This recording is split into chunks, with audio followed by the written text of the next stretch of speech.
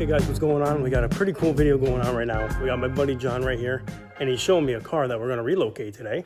So it's gonna get some work done, and here it is. So what is this thing, John? Hey, so everybody, so this is a 1966 442 4-speed convertible. Nice. Really neat. Oldsmobile in 1966 had a super rare option called the L69 where you could get a six-pack on it. This is not one of those, but we checked that, and we're going to be moving the car. It's going to be going into a restoration process, so pretty exciting, and thought we'd share that with you guys. But the 442, as many people know, came out in 1964 to compete against the GTO.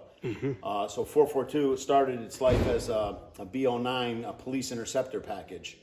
And it was basically a 4-barrel, 4-speed dual exhaust initially. And then they said, well, we want automatic too to compete again with the GTO. So they said, all right, we'll make it a 400 motor, a 4-barrel carb, and dual exhaust.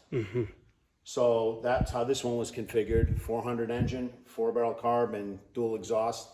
This one happens to have the 4-speed, so I guess in one way it's a 4-4-4-2. 4442. That kind of thing. So she's off to restoration, but thought it'd be great, and a lot of people could appreciate seeing it. Cool.